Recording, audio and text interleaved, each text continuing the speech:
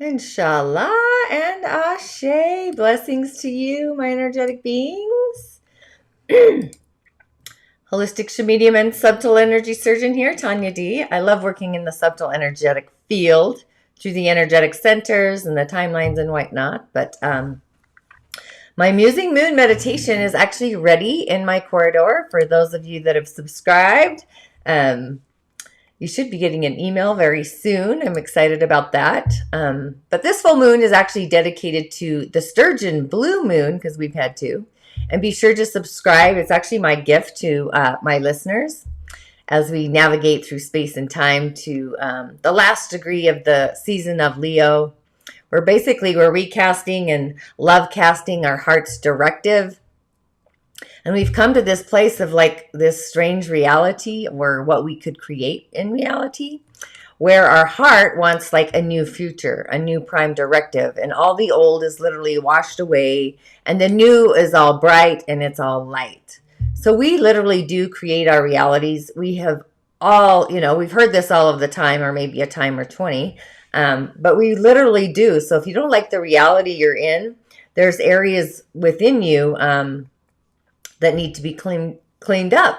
So just to give you something to muse about or maybe to explore, when you get a feeling as if you've done something before or a feeling of fear or fright, a lot of the times those are actually past life memories that you're revisiting, usually karmic ones. So you can literally kick those threads of fate aside, right? They don't need to repeat in this timeline. It's just we get this inner kind of breath of it coming back. So this cosmic energy of this sturgeon blue moon is actually going to be a test or a narrative or kind of what leads to the test of what really is our heart's prime directive. Why? Well, we're at the end degree of the sign of Leo, our heart, and also this full moon is in Aquarius, the frequency that we frequent. So it kind of is like the test of all tests. It reminds me of Young Guns when Billy the Kid says that, he's like, I'm in. That's the test of all tests when they're going back in towards the chaos or whatever. If you've watched Young Guns, you might have an idea of what I'm even talking about. But it's the one with Charlie Sheen before he loses reality in a way. Or maybe, or maybe he's in a different reality, just saying. But with all of that little muse, the element of the day, we have a Yin Metal Day Master. And actually for tomorrow, I'm going to do the 4 pillars based on the direct apex of the full moon and bring in the hour pillars. So I'm kind of excited about that. But this Yin Day Master, this Yin Metal, Yin, with the ox on the branch. So Yin is this refined metal. Our day master is supported by their mate. We have earth right below it. We also have some hidden water in the stems. So the element we really need to bring in the most is nature or wood, actually. So we can, stoke the fire. There is some fire to, nurture the earth, which then nurtures and supports the metal, which we have a lot of metal, but the fire will also refine the yang energy below on the month. So wood to this day master is actually wealth. So this person to create wealth would use ideas to transform with all of that refined metal energy. So the lungs and the colon are pretty strong. The weak energies are obviously the fire and the wood. So vitality or vital energy is actually not there. So action needs to be taken to create like the heart circulation, the small intestine. So I'm always looking at each of the energies of the organs in all of this, along with the energetic centers that come online. So I'm talking about energetics. I'm not a medical doctor by any means. So it's a practice of subtle energy. So I'm looking through charts as a medium to see the energetic constitution of the day. I read charts to bring balance to the narrative, the constitution, and the lifestyle of people. That's what I look at. For some reason, I just felt inclined to say that out loud today.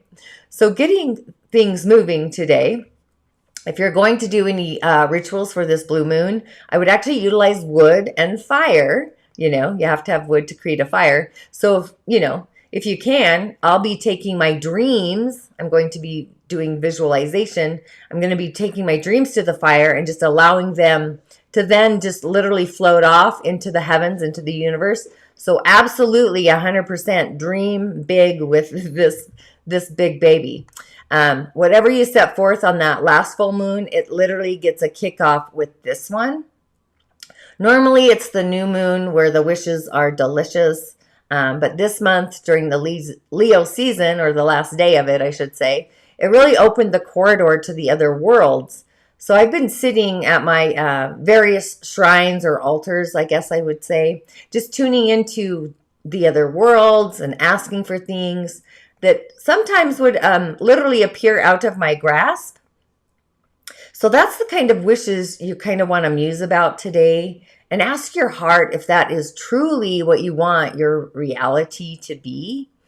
So as this cosmic energy really starts to climb, people commonly, you might feel kind of a frenzy inside of you, maybe lack of patience. I kind of felt that way earlier getting ready because I go work out at 10, or anxiety, or maybe a little worry, some kind of like erratic, something that feels strange, kind of frantic. So in general, when this happens, it might feel as though everything that you've been working towards or for is actually going to fall apart, even though it's absolutely not, I must say. So today's this day where our ego and our feelings kind of merge together. It's a combination. So whatever feelings that come up are actually prone to our ego's reaction. So it's kind of this ping-ponging between our emotional field and our egoic field, and it can turn into this test of our own ability to really perform. So literally, absolutely 100% today, I would be making space and time to ground my feelings. I have to do that anyway, to be honest. But every day we should probably all be doing that. Create time and space to ground our feelings before we, kickstart our day. You can do that through the allies of prayer, meditation, exercise, which I'm going to be doing shortly. Walking, I do that with Diddy every day. Yoga, I kind of stepped away from that a little bit. Tai Chi, just kind of anything. They're all fantastic practices that actually literally can unite the mind, body, and the spirit. And again, I utilize the 4 pillars for different people on different exercises that would actually be better for them. I have so much fire in my chart that I have to move. And it's because I have excess. I got to burn it off. So cardio is actually a thing for me to strengthen my vitality, my inner vitality. So, the energy moves forwards and backwards and crisscrosses. It's all these things. But working out will allow just all of this excess energy that could prevent you from making small and simple little mistakes. So to add to the narrative today, you also, you might even be tested on any and every lesson that you might have learned about loving yourself and staying in that corridor of self-love on your day-to-day over the past 29 days, the start of Leo season. And you might even see something come up through your thread lines, an issue that you thought was over. It might come back one last trial. It's like that fishing, the string where you post it out and all of a sudden the cast comes whipping back at you. You thought you caught the fish and it jumped off. So relationships literally can like snap back into old behaviors or old habits.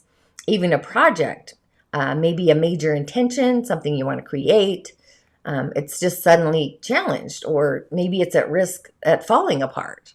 But just remember, no matter what happens today, the opportunity to practice those lessons of self-love and be devoted to your heart space, like literally, like, did you feel me? I just took like a breath and a pause. I kind of felt like I was talking excess fast. But, this is the thread that we've been kind of developing for months, spending time and space with our own heart's devotion. So whatever challenges you experience will kind of reveal your strengths and also your weaknesses, and where you should still kind of dive in and do some work. And, you know, just be grateful for knowing what is out of place, even though the test can feel kind of nerve wracking. Even my dad, he's spent the summer in Alaska. He got stung by a bee, went into anaphylactic shock. He fell down. He ripped all of his tendons off his wrist. So it didn't break, but he's still chipper and happy. My grandma's moving on to her 96th realm around the sun, and she, like, seriously, it's like, wow. Like, so those are just kind of things you can focus into. And one of the better mantras for a day like today, it's like pouring extra love in your heart chalice, where you have 1 cup for you and your inner world, and you're pouring self-love into that, and you have another cup where you sit with yourself and reflect in visual, like with a mirror, and have a cup with your outer world. So you're having like a conversation where your heart actually meets your heart and adds more heart into the heart center. So repeat the idea in your head over and over. It's just loving yourself authentically on the inside and the outside. Like, just keep saying that if you feel called. Whenever any challenge actually comes up and bumps into your wall or hits the ceiling or whatever that looks like for you. And either narratives today for myself, because I have to share my own insight. For myself, the testing is going to be on messages, my attitude, even my communication skills. The object of my affection would be to be mindful of myself, my own love, to maintain my integrity, one of my favorite words in the world. Using just my beliefs as my ultimate guiding light, my beacon. Anything that feels incomplete or sketchy, in the long-term range of plans for faith, karmic cleansing, or even spiritual missions, if you're on a spiritual mission, are actually going to be brought to your attention, or specifically my attention. And the best thing to do is to not judge yourself or myself or the situation, just literally utilizing unconditional love and also acceptance to correct all of the situations. Absolutely 100% do your best. Love yourself and practice what actually you've learned over the season of Leo. And the key to unlocking your success is actually determined by how we respond to our own personal feelings, staying heart-centric, even though we all have triggers, and the triggers might come from people or events outside of us. You really want to respond to your own emotional needs first. That's what's going to keep you in your own personal power. Love yourself to your highest degree, and absolutely make sure it's elevated in that degree. With the second full moon kind of apexing early in the morning in Aquarius, it's really going to test our limits of how we view society, our circle, even our ambitions in society. So the real test is the test of love. However, would you go to the ends of the earth to keep love in your life? Will you love yourself unconditionally, no matter what adversities that you have in your life? So it's really a time to take a new approach with action in your daily life. Maybe open up a cosmic anchor, attaching you safely between the core of the earth along with the galactic center, and you're in the middle, being the beacon, the starlight. And what's online today is actually the heart of all the hearts, the heart of ourself, and also the heart of the God channel. That's kind of what I call it, and that's how I see it, that exists inside all of us. It's the test of all of the tests. It's like the universe is really asking us how bad we really want something. How, do you really want this to manifest in reality? It's the heart of all the hearts. And the Sturgeon Moon meditation is kind of a cleanser to bring us online, because we're on these threads of something super magical, and, it's going to be really kind of extraordinary. So make sure your dreams are also really out of this world.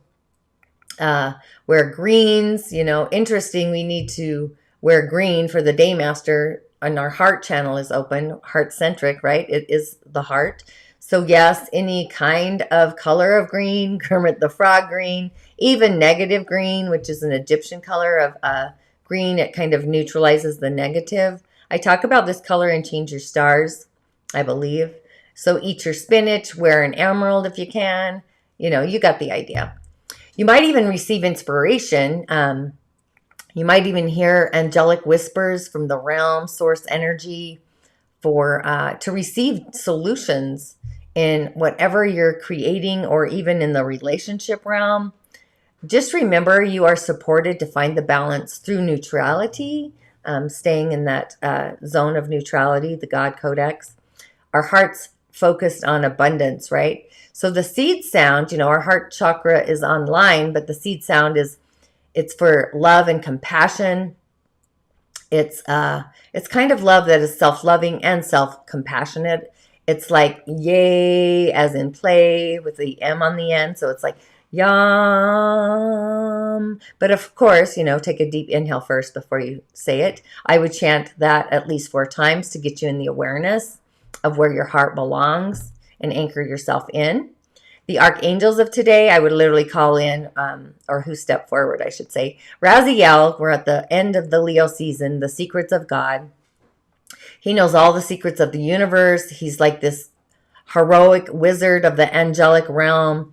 He oversees all of the mysteries of life, and also assists us to understand all of that as well. So you can really call him in to psychically know and increase your claircognizance, that knowing aspect, removing all the blocks to utilizing your spiritual gifts and clearing the way for actually more profound psychic perceptions, along with instant snap of the fingers manifestations to unlock your divine potential and those abilities that comes through source energy or the ancestral realm or the other world, whatever that looks like for you. We all have this ability. And you can also call him in to increase the power of ceremonies and rituals. So yes, I'm absolutely going to be calling him in today during my fire ritual. He also has great access to wisdom and releasing blocks from previous incarnations. So guidance in all of the metaphysical practices like astrology, alchemy, astral traveling, our chakras, I call them energetic centers, crystals, dreams, numerology, even shamanism. So, you know, I probably honestly have called him in all the time to assist and didn't even know that that's who I was calling in. You know, when you can feel like someone's there and you don't know who it is. It's kind of those kinds of feelings. He never feels funky or anything, but it's like I have somebody assisting me. Also, I would call in either Uriel or Metatron or both. Metatron's the angel of presence. This angelic being actually walked the earth as a human being and ascended to the archangeldom instead of the queendom as this natural consequence of having walked with God, source energy, consistently his entire journey through life on earth. He also helps us move beyond the so-called limits of the human condition, the conditioning of being a human, right? Things like speeding up time or even slowing down time. So he does this in a capacity where he can also help us develop our spiritual gifts. It kind of makes me feel like, oh gosh, I can see him. He's one of the Marvel characters, Doctor Strange. That's who he kind of reminds me of. So it's gifts like, you know, using sacred geometry and energy work, the quantum realm. So he does this differently than Raziel, but they're kind of on the same channel, but maybe in a circle, you know, sitting at a round table. He's also chief angel of the Kabbalistic tradition. So if you're interested in that, he'll guide you along that path as well. And Uriel, I feel like I just talked about recently, probably yesterday in all actuality. The illumination of God, the light of God. I feel like this is like the star inside of us, that aha, eureka kind of energy. If you need assistance with any skills in conversation, understanding a different subject, he can actually clear out the brain fog of our mind, helps us with exams. He literally guides teachers, researchers, and more importantly, inventors, because they get that aha light switch. He's this angel of understanding and also forgiveness as well. So you can ask him to intervene where maybe you're feeling guilty, maybe you have some resentment. He's the divine kind of problem solver. And you can call him in whenever you're in a bind or a sticky situation.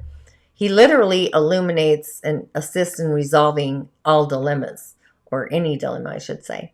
So you can also call upon him with the weather. If the weather gets extreme and chaos, he is like the angel of where you can see clearly now. He often appears as this mature angel holding a lantern. It kind of reminds me of I can see it's a lantern. What am I trying to say? Has to do with ships. Sorry, I can see it in my mind, but I can't have it come out my mouth. A lighthouse. That's what it was. That's what he reminds me of. Holding a lantern in a lighthouse. Oh, geez. The world is funny today. The card of the day, I actually pulled the 6 of coins. I stuck with the threads of fate.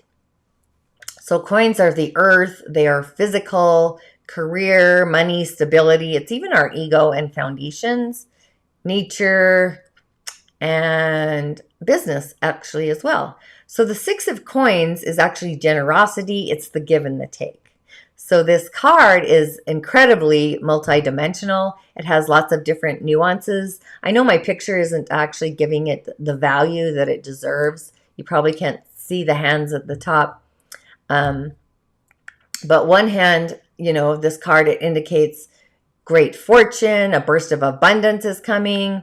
But diving in, to the deeper essence of it, what the card is asking is to examine our relationship with money, with wealth, by seeing what aspect of this card that you actually identify with. That's why I wish you could see it a little better, to see what part you identify most with.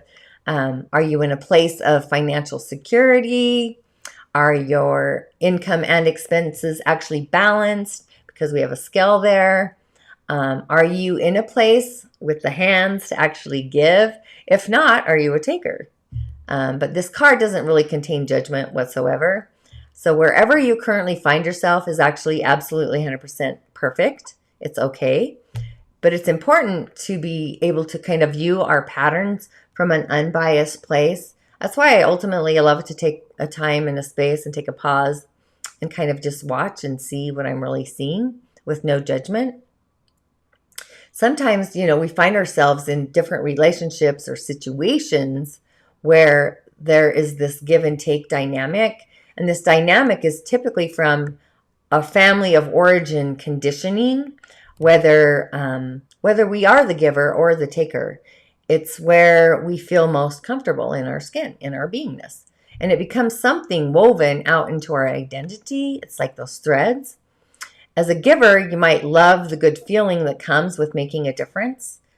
But as a taker, you might fear instability and not trust yourself fully in the present, in the day-to-day. So it's just an important aspect of this card in the long term. So if you are giving, what are you giving to those around you that helps them learn to actually take care of themselves? Because sometimes we can overgive and people don't know how to stand on their own 2 feet. So if you're taking, what also is the long-term plan? If external help, dries up, how would you survive? This kind of happened for me in July, to be honest. Somebody who, it was a give and a take though, it was a balance. My give was different, but this could actually confront a core wound that you might have inside of yourself. But being self-sufficient is kind of vital to our well-being in the long term, in the long run. So I actually pulled this card in reverse. And the 6 of coins reversed is actually this indication of an imbalance in our relationships.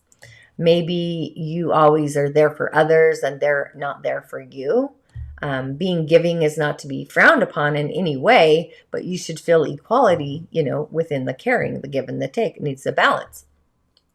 So it also might be a great time to focus on yourself and not so much on other people. So really kind of muse about your dreaming big and kind of keep those intentions in your inner world.